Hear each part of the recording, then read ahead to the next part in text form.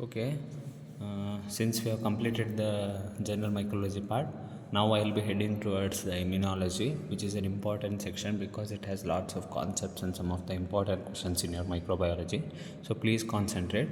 So first we're going in detail, that is what is immunity and how we are going to classify it as you have learnt it from your pure knowledge. So basically, what is immunity? Immunity is resistance exhibited by host against the foreign antigen. Okay, what is it? It's a resistance exhibited by the host against the foreign antigen. So what are the types of the immunity? There are two types of immunity. One is innate immunity, the other one is acquired immunity. Innate, what does it mean? It is present from birth. Acquired, okay, acquired means it is acquired during the life course. Okay, during the life course. So how is it responding? It is responding within minutes, innate immunity, whereas acquired will take time to prepare antibodies and respond back. Then coming to the exposure, here the history of exposure is not required. Okay, here it follows the antigen exposure. After the antigen is been in contact with the body, then only this acquired immunity will be stimulated, whereas it is restricted. Innate immunity is restricted for few diseases, whereas acquired it is varied. So many diseases can be covered under this one immunity. Coming to the memory, here the memory is not seen, that is absent. The memory cells are not seen, whereas in acquired there are memory B cells. Okay, all this, they keep the memory of the previous infection, and if the same infection happens in the future, they'll produce a strong immune response. That is called a secondary immune response. Okay, then coming to the host cell receptors. So what are the receptors here? They are non-specific. Here it is specific. Which are those receptors? T cell receptor and B cell receptor. Since these are the cells which are acting in the immunity in the acquired, so those receptors will be involved. So what are the components basically in innate immunity? Phagocytes and NK cells are the components here, whereas in acquired it is T cell, B cell and APC, antigen presenting cells. Coming to the subtypes of them, does the innate immunity have any subtypes? No. Whereas acquired it has active and passive. Coming to the in-depth analysis, that is for active acquired immunity, what happens is the antigen produces the antibody. Because of the antigen present, the antibodies will be produced, whereas here in the passive, directly antibody is formed entry without any antigen. In active acquired, there are again two types. One is cell mediated immunity, the other one is humoral mediated immunity. In the cell mediated immunity, the cells are involved, that is T cell and B cell, which help in the killing of the organism, so it is intracellular. Whereas humoral mediated, here the antibodies come into the action, so it is extracellular, because antibodies don't have actions inside the cell. So what is the example for passive immunity? Mother to baby, that is vertical passive immunity.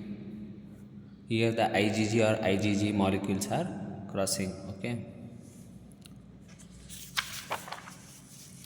coming to innate immunity.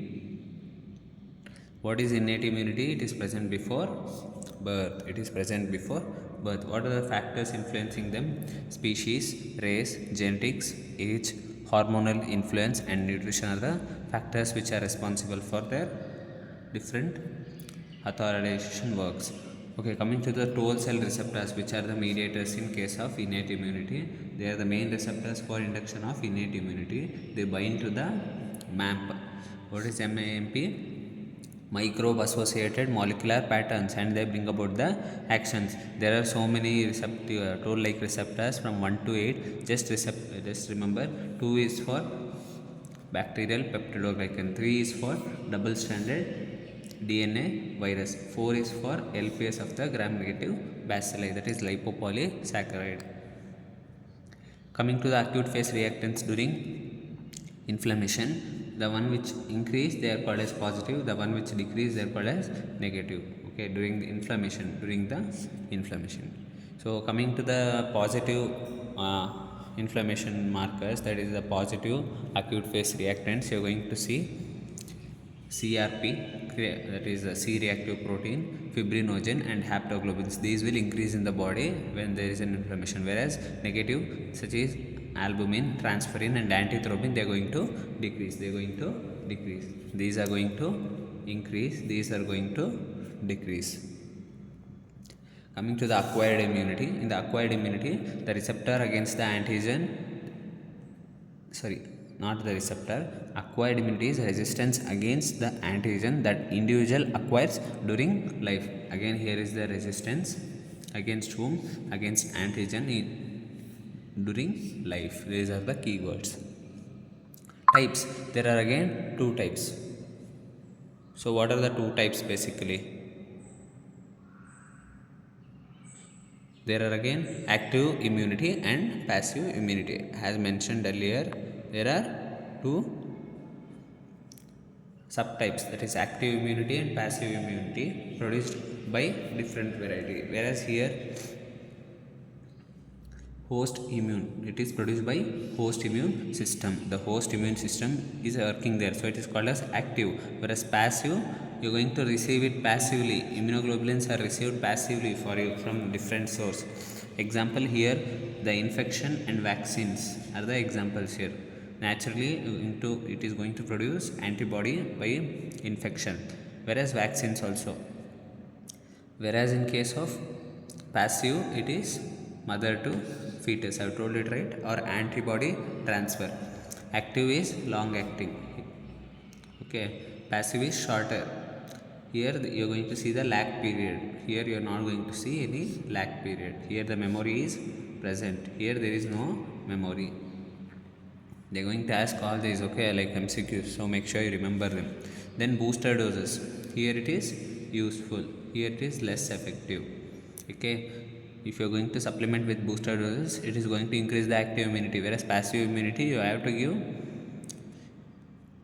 another dose. But as you go on giving the doses, as the time passes, it is less effective. The booster doses are not effective. Coming to the negative phase, here negative phase may occur. Here there is no negative phase. Negative phase is seen here. Here there is no negative phase. Then here it is not useful in case of immunocompromised patients. Here it is useful. Here it is useful. Then coming to the primary and secondary immune response. Coming to primary and secondary immune response. Here it is against primary antigen challenge. Primary antigen challenge. Here it is subsequent challenge. Primary immune response is when the antibody or the whatever, sorry, not antibody, when the body comes with the contact of antigen for the first time, that is primary immune response. Whereas secondary, on the subsequent exposure it happens. The primary immune response is slow, sluggish, and short lived. You are going to remember all. Yes, it is slow, sluggish, and short lived. Whereas in case of secondary, it is prompt, powerful, and prolonged.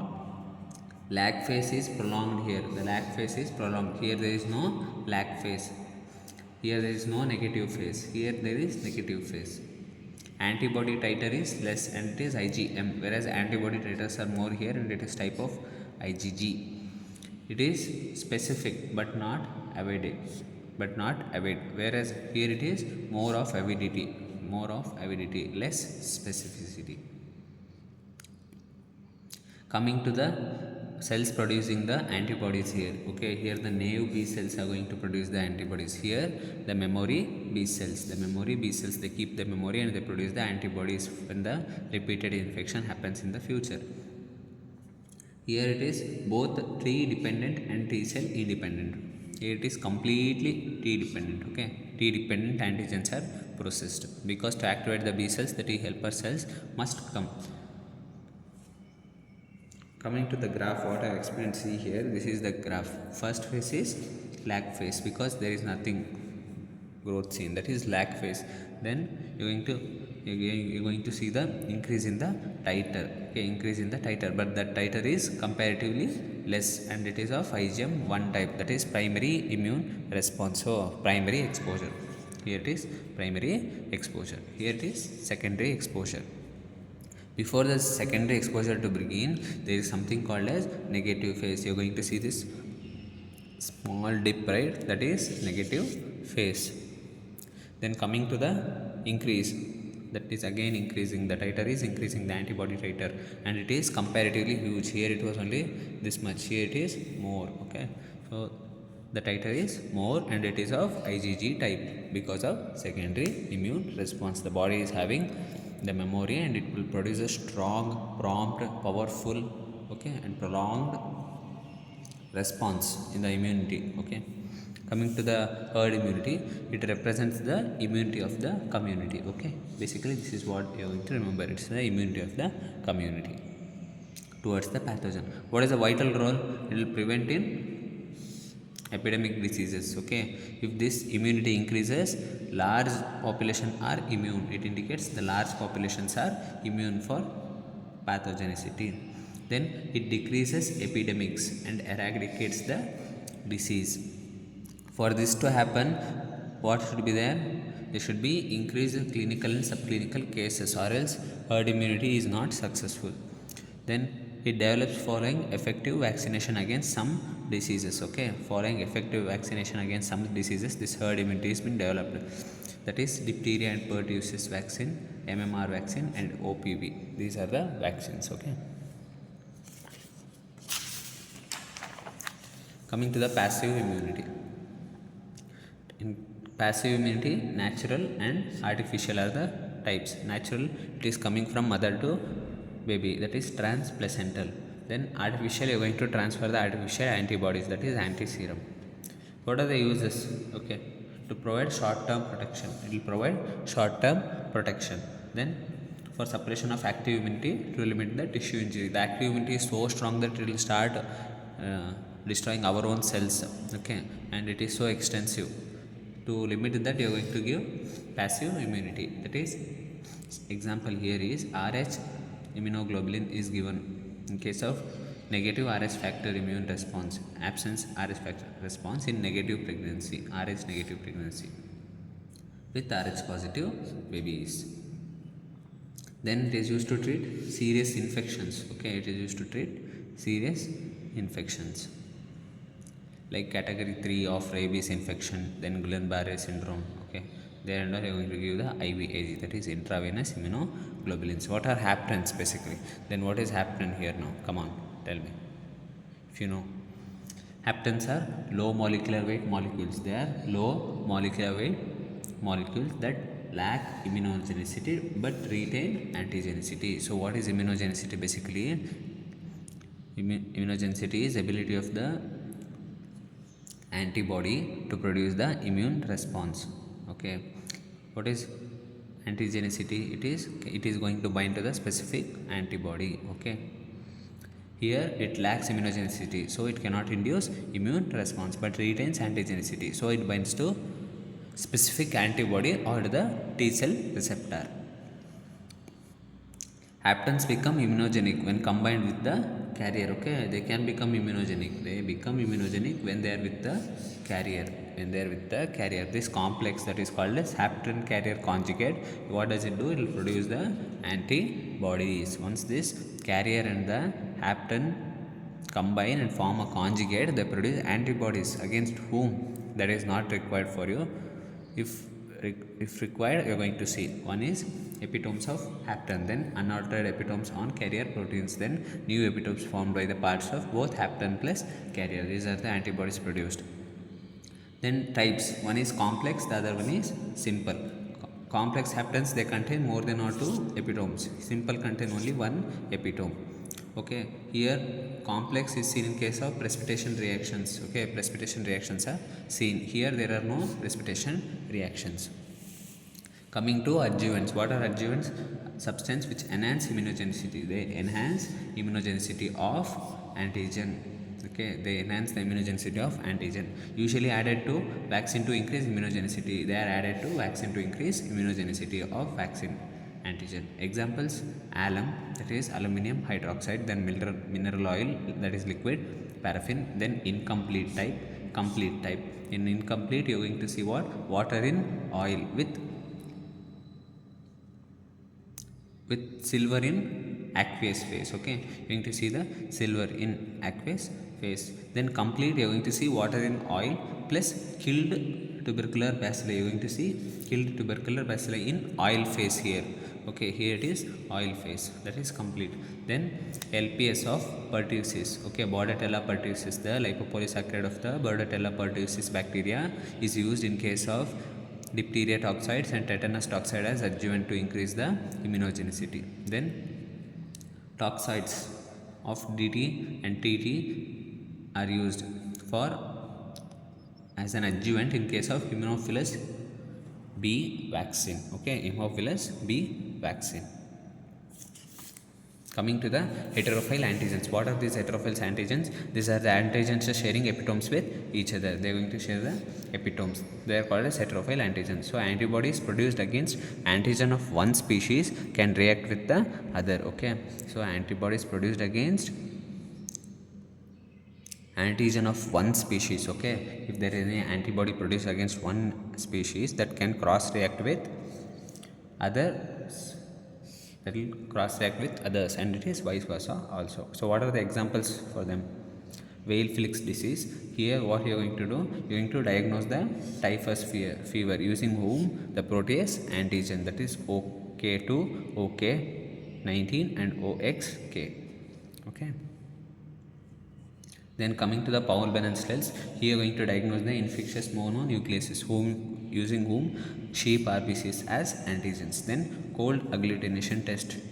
So you are going to diagnose primary atypical pneumonia using human O blood groups RBCs. Okay, then Streptococcus mg antigen. What is the full form of mg? You are going to see it.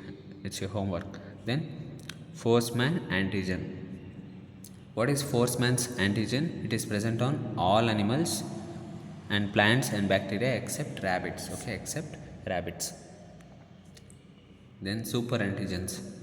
What are super antigens? They are specialized antigens which stimulate the T cell without help of APCs. They are going to stimulate the T cells without the help of antigen presenting cells. Suppose this is the super antigen, it is directly stimulating the T cells, and the T cells, they produce massive cytokines, and these massive cytokines, they increase the antibodies, and what they do, they are going to destroy the future things. Then what are the examples under them? Staphylococcus toxin, which is used in toxic shock syndrome toxin, exfoliative toxin and enterotoxin. Then streptococcus toxin, that is Streptococcus pyogenic exotoxin, SPE, A and C subtype. Then coming to the viruses. In viruses, EBV, CMV, HIV, coded NIF. What is NIF? Negative regulating factor. This is an example for super antigen. Then fungal, it is Malassezia furfur. Coming to the immunoglobulins, that is the antibody. This is a structure. This is called as constant region. This is called as variable region. And it has two chains. One is the light chain, what you are going to see here, that is the light chain, and the big one here, that is the heavy chain. What are the functions of antibody? First, it is binding to the antigen in the Fab region. Okay, there are two regions here. One is this, the downward things, it is Fab, the upward is Fab, the downward is FC fragment. Here it is FAB fragment. Okay, I mispronounced, sorry. The down one is FC fragment of the FA portion, FAB portion. FAB portion binds to the antigen, and all these chains, they are interlinked by disulfide bonds. Okay, disulfide bonds. Coming to the effector functions which is carried by FC region. One is fixation of the complement, other one is binding to various cell types. Okay, other cells are binded through this region. Coming to the different types of immunoglobulins, IgG, it is daily produced. half-life is more, and serum concentration, that is DHS. Remember the mnemonic DHS. Here it is having everything maximum daily produce, maximally having half-life, maximum serum concentration. What is it responsible for? It is responsible for precipitation, neutralization, NK cell binding to produce the ADCC mechanism, or antibody dependent cytotoxic cell killing, that is. Then opsonization, all these are carried under IgG. Then it is helping in acquired immunity. It is the only antibody to cross the placenta, and it will produce immunity to baby. What are the subtypes? Basically IgG subtype 1 is more than 2, 3 and 4. Decreasing order of DHS, I have told right, decreasing order, it is a decreasing order. So this is maximum producing DHS, that is daily produce, half-life is more, and serum concentration is also high, maximum. Coming, and it is a monomer. Remember, this IgG is a monomer, it is a monomer antibody. IgM, it is a pentamer, that is 5 of the antibodies they combine together to form this IgM. So it is the most highly densely populated IgM, that is having more highest molecular weight of all. Then responsible for what and all processes? One is agglutination, hemolysis, opsonization, classical complement activation. Even IgG is also responsible, okay? Classical complement activation, all these. Then IgA, it is a dimer, that is a secretory type, okay? Secretory IgA only. Others are usually other types of IgA are monomer. So it will help in mucosal or local immunity. Coming to IgD, it is a monomer. It will act as surface of B cell immunoglobulin. On the B cell, you are going to see some immunoglobulins. Those immunoglobulins are called as IgD type. Then IgE, it is a monomer. It is responsible for type 1 hypersensitivity, and it is going to increase in case of helminthic infections. What are the abnormal immunoglobulins produced? One is Bence-Jones proteins, which you are going to see in multiple myeloma. Then one more is Walder-Strom's macroglobulinemia, that is again multiple myeloma. Heavy chain disease. Then cryoglobulinemia. Cryoglobulinemia you are going to see in multiple myeloma again, and HCV infection. Coming to the monoclonal antibody. What is monoclonal antibodies? Antibodies from single clone of plasma cell, all having same antigen specificity. It is a single clone of plasma cell. All having same antigen specificity. Hybridoma technology is used to produce these monoclonal antibodies. Then the clone of mouse splenic B cell plus immortal cell, that is the myeloma cell, is used to produce hybridoma cell, okay? Mouse splenic B cell plus myeloma cell is used to produce the hybridoma cell. What are the properties? Produces monoclonal antibodies of same antigen specificity. I told right. I have written also here, same antigen specificity is mentioned. Then it multiplies indefinitely, producing clones of identified cells. Since myeloma cells are used, which are immortal, they are cancerous cells, so they continuously divide to produce future clones. So what is the media used?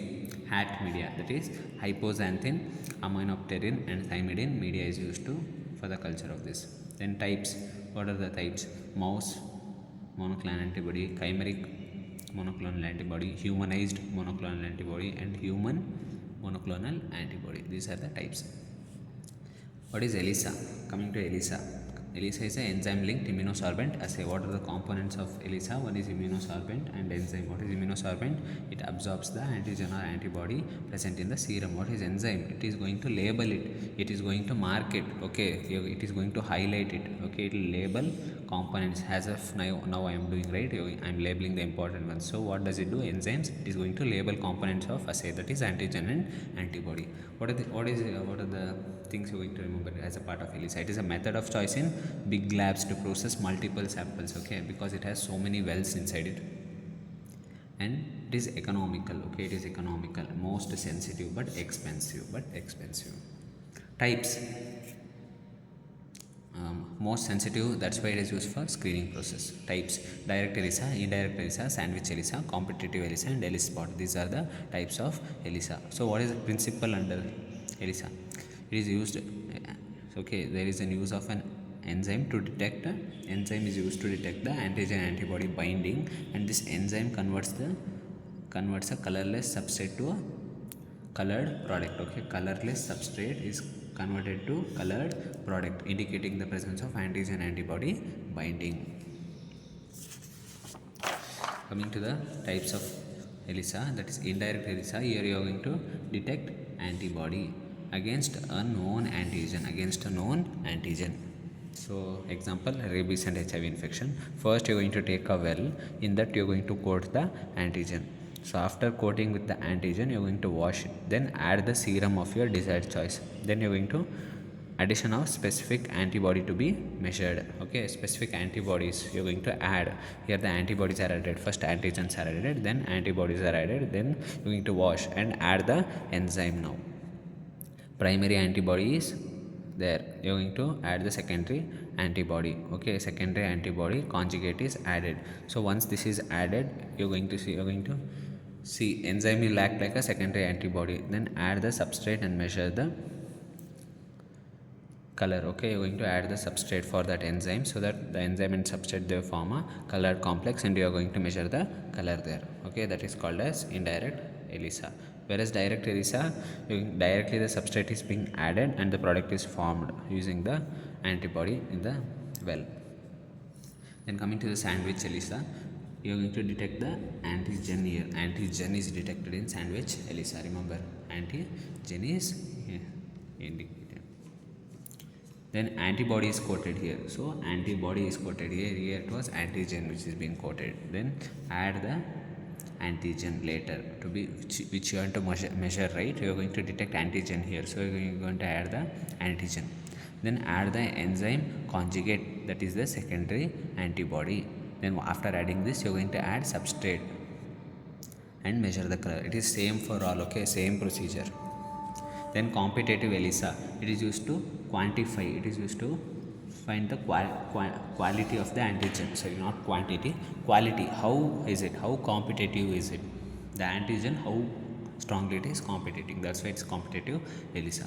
So you're going to incubate the antigen and antibody wanted to be measured. You're going to incubate them for some time. Then you're going to add the antigen antibody mixture to the antigen coated. It is antigen coated wall. Then you are going to add the enzyme, same way here what I have written, add enzyme conjugated secondary antibody. Okay, then at last you are going to add the substrate and measure the color. ELISA spot. What is ELISA spot? It is a modification of the ELISA. It is a modification of ELISA. What does it detect basically? It is going to detect cytokine secreting cells. Then quantitative determination of number of cells that produce the antibody. Determination of the number of cells producing the cytokines. Simple. One is it will detect cytokine secreting cells, and also it will quantify how much cells are producing this much cytokine. So you are going to take the antibody coated well. First antibody has been coated, then you are going to add the mononuclear cells. Here it is bit different, concentrate. Here you are going to add the mononuclear cells. Now the antibodies and the cells, they are going to react and they produce cytokines, and these cytokines, these star shaped cells what I have marked here, are you able to see? Sorry, these star marked cells, okay, they are cytokines. Then you are going to add the cytokine antibody. You are going to add an antibody which is for cytokine. Okay, anti cytokine. Okay, then you are going to wash it. For each process you are going to wash. This arrow indicates you are going to wash compulsorily in every ELISA. Then at last you are going to add the substrate, same way for this antibody. It will be containing some enzyme, and you are going to add the substrate, and this enzyme substrate will react and they form the color, and you are going to measure the color there. Applications of ELISA. What are the applications of ELISA? One is to detect serum antibody concentration. Then detecting the potential of food allergens. Potential of food allergen, how the food allergen can cause a food poisoning or whatever the allergy reactions. Then to detect the disease outbreaks. Okay, to detect disease outbreaks. Then in detection of antigens. Okay, in detection of antibodies in blood.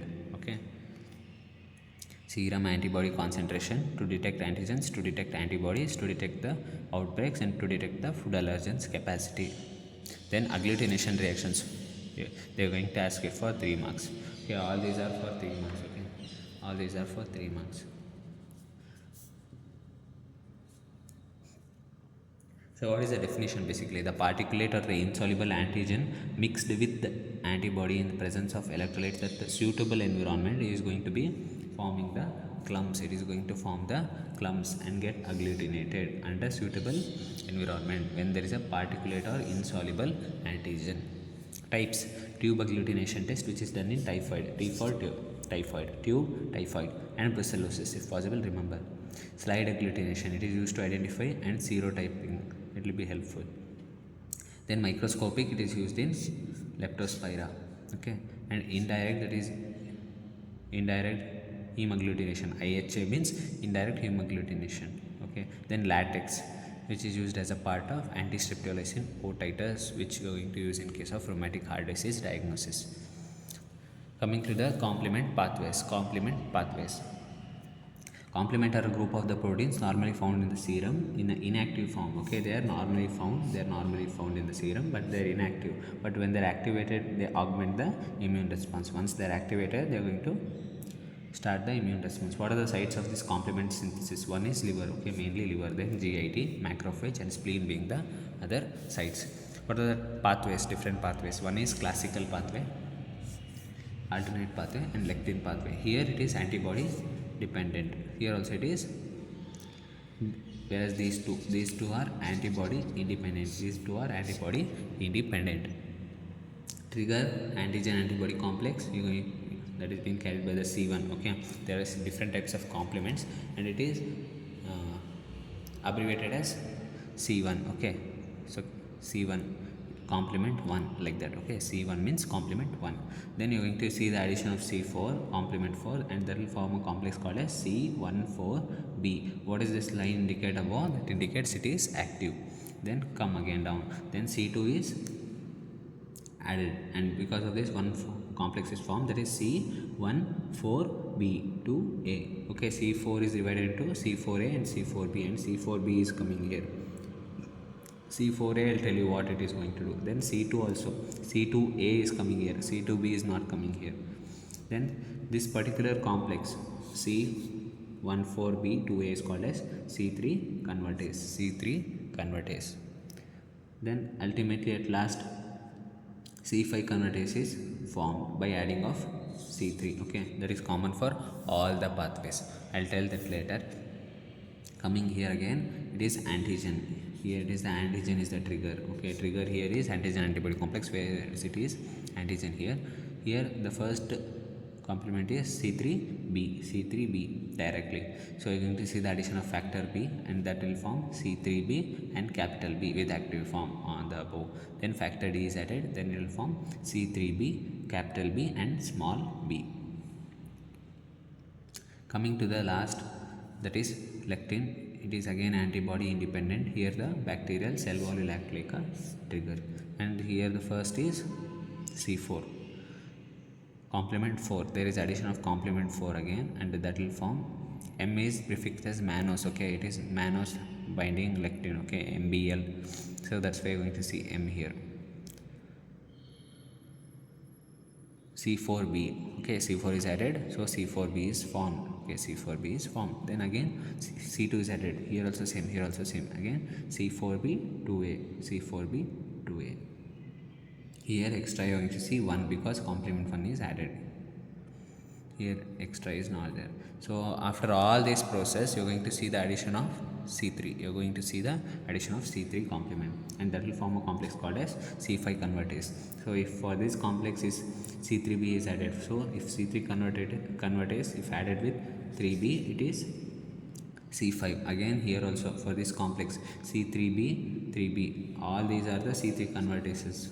Okay, C3 convertases of that particular pathway. Then C5 convertase, that is addition of 3b again. Here also 3b is added. Just for the C3 convertases, you are going to add 3b complement. At last, once this C3 is activated, again C5 is being added here. C5 is being added, that will form C5b. Later C6, C7 is being added, then that will form C5b, 6, 7. 6 and 7 they don't divide into 6a and 7a or 6b or 7b. Then C8 and C9 even they don't divide, and they form something called as membrane attack complex that will cause the cell damage and lysis. So those complements which are missing there, right? C3A, C5A, C4A, all these are anaphylatoxins. They act like anaphylatoxins. Whereas C2B, it will act like a kine-like activity. What is kinin? Here, what I told in mediators, kinin derived, their plasma derived mediators which produce the increased vascular permeability, all those things. Okay, bradykinin is an example there. Stages of complement activation. So first it is initiation of the pathway, then formation of C3 convertase, then C5 convertase, last is formation of membrane attack complex. These are the components. What is the role of this particular complement? One is target cell lysis, then inflammation response, opsonization. Target cell lysis is done by many of the complements at the end, that is MAC. Then inflammatory response. So inflammatory response, which are the complements are responsible for inflammatory response? C3A, C4A and C5A, because they act like a anaphylatoxin. Coming to the mediation of type 2 and type 3 hypersensitivity reaction. Okay, it will mediate the type 2 and type 3 hypersensitivity reaction. Then viral neutralization, it is going to neutralize the virus quantity. Okay, that's why it is seen. Then kinin-like activity, that is C2B. Diseases of complement system. Okay, if the initial complements, that is C1, C2, C3, C4, if they are deficient, that is seen in case of SLE. Okay, and glomerulonephritis. If the ending, that is C5 to C9, you're going to see it in disseminated Neisseria infection. If C1 esterase, which is the initial, okay, that is not required for you. Remember, C1 esterase is inhibitor, okay, it is going to inhibit the C1 formation. That will lead to angioneurotic edema. And there is something called as decade accelerated factor and CD59 deficiency that you are going to see in PNH, that is paroxysmal nocturnal hemoglobinuria. Factor D, what is factor D? It is going to be seen in case of which pathway? In the alternative pathway. So if that factor is deficient, that again will lead to Neisseria infection or any of the pyogenic infection. Coming to the MHC restrictions. So what are the MHC restrictions you're going to concentrate there? MHC restrictions is basically there are different types and what are the cells under them, that is important. It's a 3-marker question for you.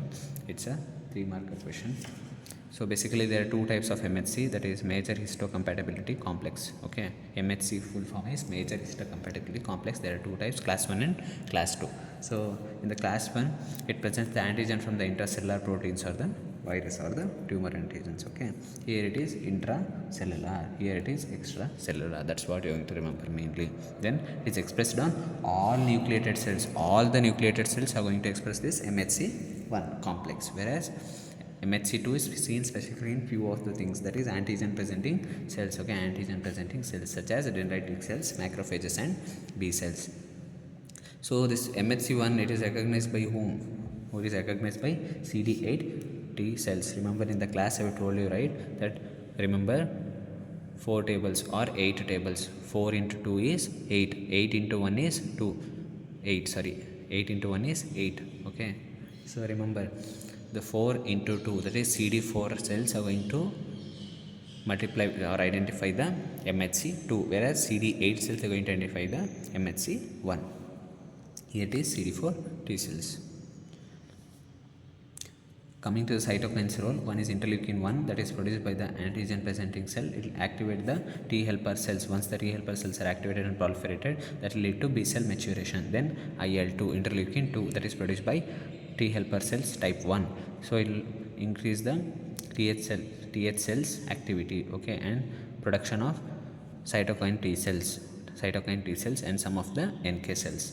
Then IL-4, that is produced by Th2 cells, and it will increase the Th2 activity but inhibit Th1 activity. And B cell class switching, you are going to see the class switching mechanism, okay, because of this interleukin 4.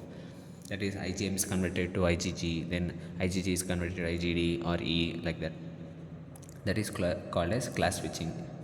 IL-5, it is produced by IH2 Th2 cells, That will produce eosinophil growth and maturation. IL-8, it is produced by macrophages and endothelial cells. It will attract neutrophils. It will recruit the neutrophils. Apart from that, NK cells are also recruited and basophils are also recruited. Then IL-12, it is produced by macrophages. What does it do? It will increase the Th1 cells and inhibit the Th2 cells. Then interferon alpha, it is produced by leukocytes and it is antiviral. Interferon alpha and beta, both of these are antiviral.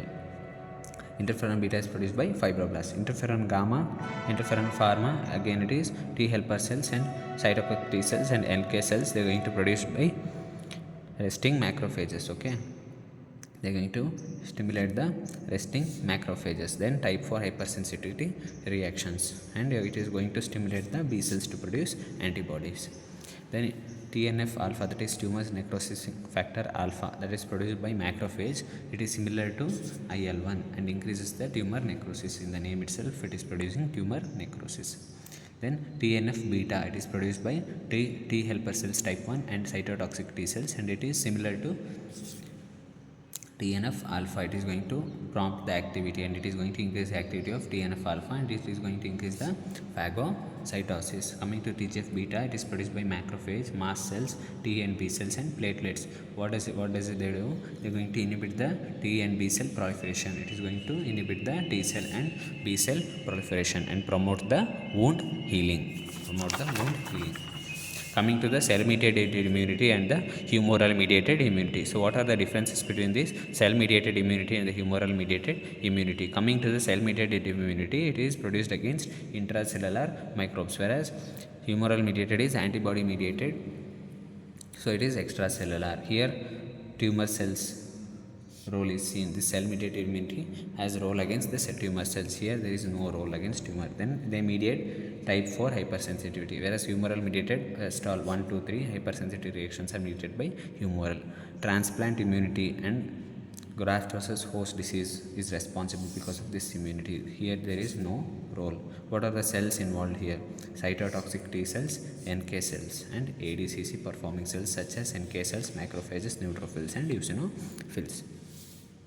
Here the cells mainly are B cells. So differentiation of B cells into plasma cells and memory B cells. Okay, plasma cells and memory B cells, and they produce the antibodies. Once these antibodies are produced, what they do? They neutralize, they opsonize, they stimulate the complement pathway, they bring about the ADCC and they bring about the mucosal immunity. Coming to antigen presenting cells, which is a 3-marker question. Antigen presenting cells, the name itself tells it is going to present the antigen to the T cells. It is going to present the antigen to T cells. So what are the examples of them? Macrophages, dendritic cells, follicular dendritic cells, B cells, Langerhans cells, microglial cells, all these work like a antigen presenting cells. So it will act like a messenger. It will act like a messenger between innate immunity and adaptive immunity. So they activate T cells by challenging them with antigen. They are going to activate T cells. How? They are going to challenge them with antigen. So now produce the antibodies. Come on, do what is work. What is your work? Come on, let's see what you're going to do. Then that's what it is going to tempt them. Okay. So what are the T cells produced? What are the T cells produced? They produce the cytokines, and these cytokines will stimulate the B cells. Okay, these cytokines will stimulate the B cells. Once these B cells are stimulated, so what is the next process? So the B cells will produce antibodies. It will produce antibodies. So chemical mediators of type 1 hypersensitivity reaction: histamine, serotonin, leukotrienes, prostaglandins, cytokines such as IL-1 and TNF alpha, bradykinin and platelet activating factor. These are the chemical mediators of type 1 hypersensitivity reactions. Coming to the mechanisms of autoimmunity. Body's own immunologically competent T cells or antibodies out against its self antigens. Okay, competent T cells are going to react on the self antigens, resulting in tissue damage. Okay, so what are the mechanisms? One is breakdown of CTLA4. Okay, CTLA4 is a immune checkpoint. Okay, immune checkpoint. Okay, it is an immune checkpoint. It is going to check the immunity whether it is going on properly. So there is a breakdown of this particular complex mediated by T cell energy. that is seen in multiple sclerosis and rheumatoid arthritis and psoriasis. Then failure of AICD. What is AICD? Activation induced cell death, that is seen in SLE. Loss of T regulatory cells. What is the function of these T regulatory cells? They are going to keep that the self-reactive antigens are removed. So here the lymphocytes are increasing because of the loss of these cells. There is going to be increased self-reactive lymphocytes, that is T and B cells. Then providing T cell help. Okay, providing T cell help to stimulate self-reactive B cells. Then release of sequestrated antigens are released. So these antigens, they cause the tissue injury, mainly in spermatozoa and ocular. Molecular mimicry in case of PSGN and rheumatic heart disease. I told, right, the M protein will mimic like a glycoprotein of the heart, and that is why the rheumatic fever is going to affect the heart in the long process. Then polyclonal lymphocyte activation, that is mediated by superantigen and the viruses like EBV and HIV. Then exposure of cryptic self antigens epitopes, exposure of cryptic self antigens epitopes. Then epitope spreading. Then bystander activation. All these in depth, it's not required for you. These are the mechanisms. If you're going to write them properly, if all these 10s you're going to memorize properly and write it on your early morning short book, so you're going to refer just before going to the exams. These are such questions. Then disorders of autoimmunity. One is autoimmune hemolytic anemia, myasthenia gravis, Graves' disease, Hashimoto's thyroiditis, systemic lupus erythematosus, then rheumatoid arthritis and systemic sclerosis. Coming to the immunodeficiency disorders, there is again 3 marks. There are 4 types basically. Because of a deficiency in the humoral immunity, that will lead to Bruton's disease and selective IgA disorder. Then cellular mediated immunity is lost or decreased, that will lead to Dijard syndrome and chronic mucocutaneous candidiasis. Okay, chronic mucocutaneous candidiasis. Then combined, that is both cell mediated and humoral mediated as damaged or decreased, that will lead to severe combined immunodeficiency. And then ataxia telangiectasia. Coming to the last, phagocytic, that is phagocytic killing defect is seen here, that is seen in chronic granulomatous disorders and hyper IgE syndrome. Next 3 marker, that is graft versus host reaction. So what is the definition? The graft mounts an immune response. Whatever the graft which are kept in the body, that will produce the immune response against the host and rejects the host, and that will reject the host, in the contrary to the usual situation. Usually our body should reject it, but the graft itself is rejecting us. Okay, that is called graft versus host reaction. Whereas the recipient mounts an immune response against the graft antigens. Okay, where the recipient mounts the immune response. Okay, recipient mounts the immune response against the graft's antigen. Occurs when there is graft with immunocompetitive T cells. If the graft is containing very immunocompetitive T cells, then recipient should process transplantation antigens that are absent in graft. Okay, that are absent in graft. Then third one is the recipient may be immunologically suppressed. Okay, the recipient is immunologically suppressed and therefore cannot mount immune response against the graft. What are the types? Acute or fulminant, and chronic. These are the types. Whereas in case of acute and fulminant, what you are going to see is mainly there is local damage. Whereas in chronic, you are going to see the maximum tissue involvement. HLA typing. Next question is HLA typing, 3 marks. In this test, what you are going to do? The donor's antigen expressed on surface of leukocytes or their gene to that of recipient are matched. Okay. In this test, what the donor's antigen is expressed where?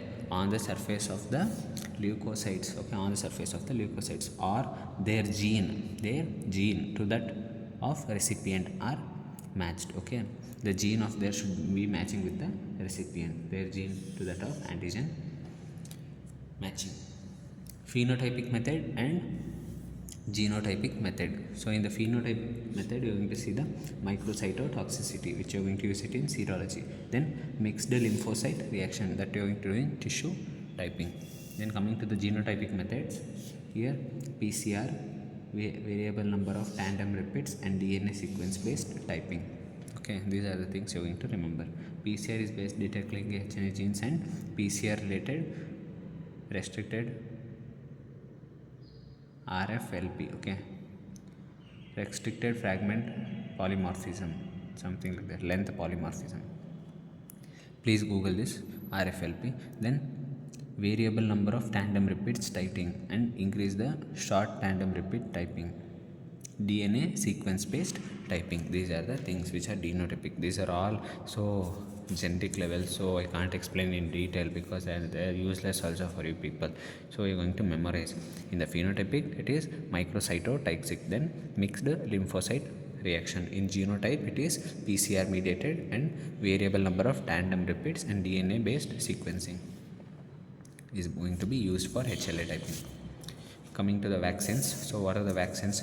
Group of treatment used as a immunoprophylaxis. They are used for immunoprophylaxis. So what are the types? Live or attenuated, killed or inactivated, subunit or recombinant, and toxoid. These are the types of vaccines. Coming to the live, you are going to see BCG, OPV, Rota, MMR, smallpox, chickenpox, typhoid, cholera, JE, dengue, yellow fever, and influenza. These are the live vaccines or attenuated vaccines. So here most commonly the route of administration will be subcutaneous. Exceptions are there. BCG is given by intradermal, OPV and Rota are given by oral, influenza is given by inhalational. Whereas killed or inactivated all other vaccines that is given by IM. Examples are IPV, rabies, Japanese encephalitis, Nakayama strain, then typhoid vaccine and cholera vaccine. Coming to the subunit or recombinant vaccines, that is HPV, and corona. Here you are going to use the recombinant. You are going to take the viruses particles only, and that is used as and it will be used to produce the antibody or the vaccine. HBS antigen is used here. Here L1 capsid antigen. Here it is spike protein antigen. In the toxides, you are going to see the diphtheria toxide and the tetanus toxide. So they are going to ask what are the bacterial vaccines, what are the viral vaccines for you. Name 3 viral vaccines, name 3 bacterial vaccines. In that you are going to write bacterial vaccines. Live it is BCG. Okay. Killed it is typhoid vaccine and cholera vaccines. In the viral vaccines, live vaccines and killed vaccines. In the live vaccines, it is OPV, MMR, and JE. 1414 2 strain. Okay. Whereas killed IPV and JE Nakayama strain, because JE it has both vaccine. It has killed vaccine also, it has live vaccine also. The strains are different. Here the strain is 1414 2 in case of live. In case of killed, the strain name is called as Nakayama strain. So we are done with the immunology. Now we are going to deal with the another small part which I have covered here, which is very important for you people. As a part of your hospital postings, you must remember all these things, because this is what you are going to frequently see in your hospitals. So I make sure that you understand the next part what I am teaching for you. So if you are liking my content, if you are going to enhance the viewers or enhance the different parts, please share it to your friends. Make sure that video reaches to the maximum people, so it will be helpful during their exam hours. Okay, just before the exam hours, I've considered so properly that I've made so much of efforts of doing this, because micro is a highly volatile subject, and I've tried to concise as much as possible with all the important questions in this bucket. Make sure you are going to use it properly, and if you're going to like it, please subscribe and share it to the other people. And okay, now let's start. Enough of this. Now we are going to start it with the hospital acquired infection, or it is also called as nosocomial infection. Okay, so infections which are acquired in the hospital. So what are the criteria to be met? Okay, the criteria to be met are: who are the patient who was admitted for a reason other than that infection. Okay, other infection has been produced. Okay, in whom the infection was not present or incubating at the time of admission. Okay, not present, any infection was not there, but when he comes to the hospital, the infection sets in. then the symptoms should appear at least after 48 hours of admission. Okay, after admission at least 48 hours should be there, that is the criteria. Then this includes infections in the hospitals but appearing after discharge. Okay, after discharge, and also occupational infections among the staff. So what are the microorganisms which are going to produce this hospital acquired infections? You're going to remember the mnemonic. Remember the mnemonic escape. Okay, here C is not there, instead K is there.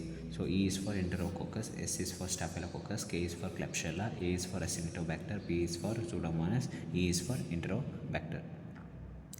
Others are E. coli, Mycobacterium tuberculosis, Legionella, and Clostridium difficile, and needle prick injury that will be leading to viruses HIV, HPV, and HCV. Coming to the mode of transportation, one is direct contact. Okay, direct contact, that is skin to skin. The other one is indirect contact, that is needle prick injury. Inhalational, again droplet and airborne. Okay, if it is more than micrometer, that is the size, and it will travel less than 3 feet, that is seen in bacterial meningitis, diphtheria, and respiratory syncytial virus infection. Whereas airborne, it will travel for long. Okay, that is seen in Mycobacterium tuberculosis and Legionella. Most common hospital acquired infections. They are going to ask you the name the hospital acquired infections. You are going to write these. One is UTI, pneumonia, surgical site infections, and bloodstream infections. Okay, these are the most common hospital acquired infections. Coming to the prevention, we are going to follow standard precautions. One is hand washing and PPE, personal protective equipment, PPE kit is being used. Then spillage cleaning by 10%, sodium hypochlorite, then use of disinfectants, then handling properly the waste. Okay, proper handling of the waste. Hand washing, remember this, hand washing, it is the most important measure to avoid hospital acquired infections, and it doesn't require any cost basically, and it requires very few. Even if you are going to get the hand wash or hand rub, it is very affordable. So it is the cheapest method of preventing hospital acquired infection, so you must know. So what are the types? Basically hand rub and hand wash.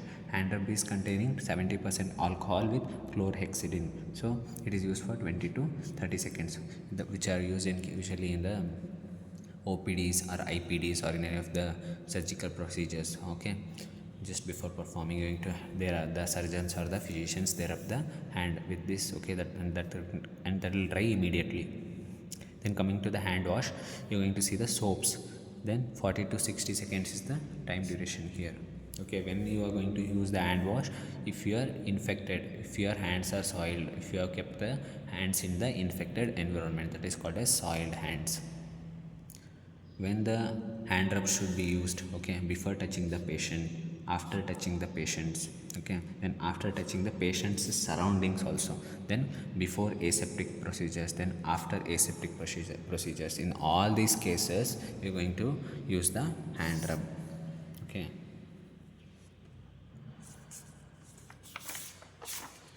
then components. What are the components of hospital acquired infections? What are the components of hospital acquired infections?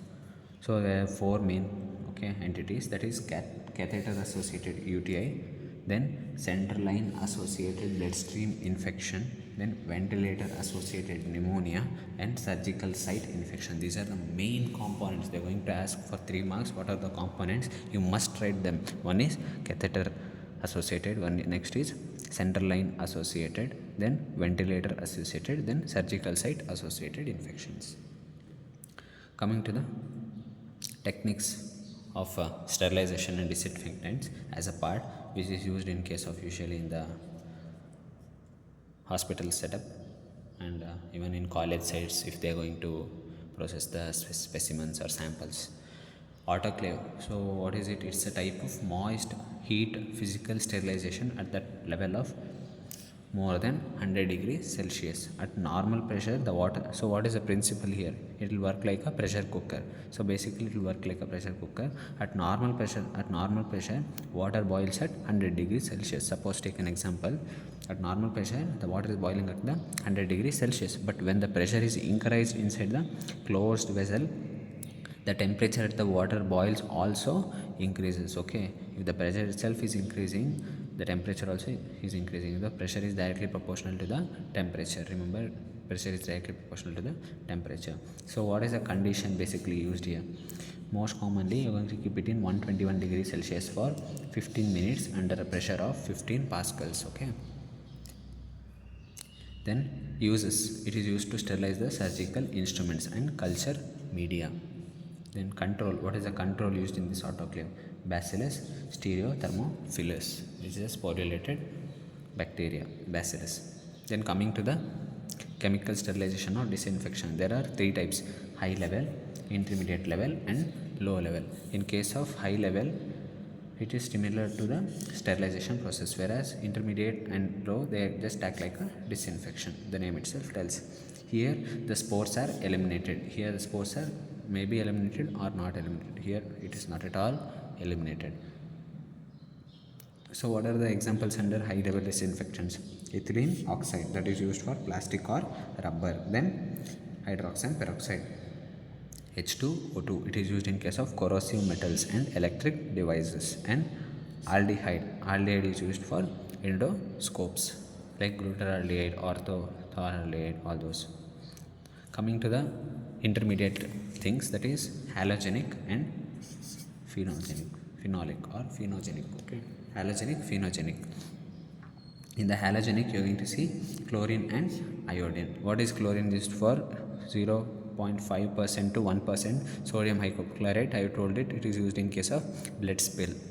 Then iodine, povidone or betadine, it is used in case of surgical procedures. You are going to clean the skin before the thing, that is called as draping or mopping. Then phenogenic, that is phenolic, you are going to see Dettol and Savlon. In Dettol you are going to see chloroxylenol, in Savlon you are going to see chlorhexidine. Low level disinfection, that is similar to the disinfection, you are not going to eliminate the spores here. Most common example is alcohol, and that is used to sterilize the thermometers. Spaulding classification for disinfection, they have been asked, it's an update. Spaulding classification for disinfection, you are going to divide it like critical, semi-critical and non-critical. These are the classifications. So basically this critical areas, critical spaulding disinfection is required in case of sterile areas, whereas semi-critical if there is a contact with mucous membrane. If there is non-critical, it is with intact skin. If I am going to use it for my intact skin, then that is non-critical. If this is gone and the inner mucosa has been in the contact, then it is semi-critical.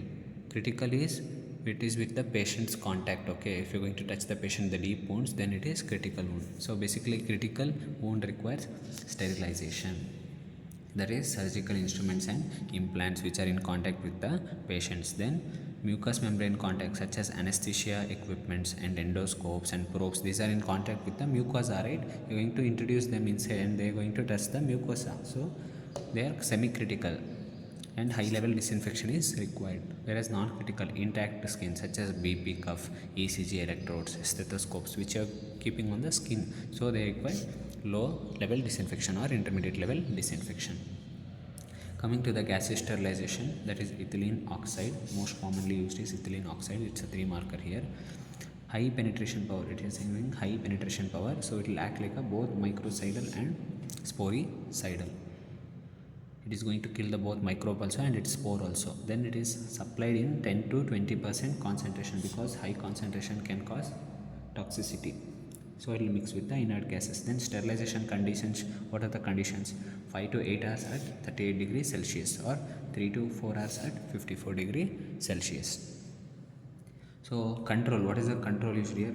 Again it is bacillus, but the species is different, then the species is called as Globigi, Bacillus Globigi. Repeat, Bacillus Globigi. So what are the uses basically of this gasless sterilization? One is disposal of plastic petri dishes disposal. Then syringes also, which are again made up of plastic. Then respiratory masks or respirators. Then heart and lung machines, sutures, catheters and dental equipments are sterilized under this method. Coming to the biomedical waste management, so in the biomedical waste management, what and all things you are going to concentrate? These are the 4 things. One is yellow, red, white and blue. In yellow it is human or animal waste, okay, or cytotoxic drugs and clinical lab waste. So you're going to use the non-chlorinated plastic bags, and the process here is incineration.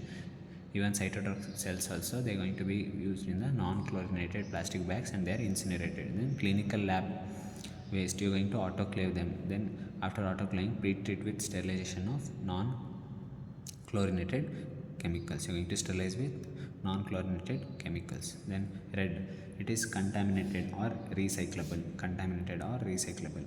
Okay. Red colored non-chlorinated plastic bags are used. Here it is yellow colored, here it is red colored non-chlorinated plastic bags. Here the method of sterilization is being autoclaving. Basically that's a type of physical sterilization. Then white, in the white you are going to dispose the sharp metals. There you are going to use the puncture proof or leak proof containers so that it will not come out of that container. Then the method of sterilization here is again autoclaving. Then blue, so glasswares, all the glasswares are being used here. Cardboard boxes are used. Okay, they are going to process it in the cardboard boxes with blue colored mark outside, and the disinfection used here is sodium hypochlorite.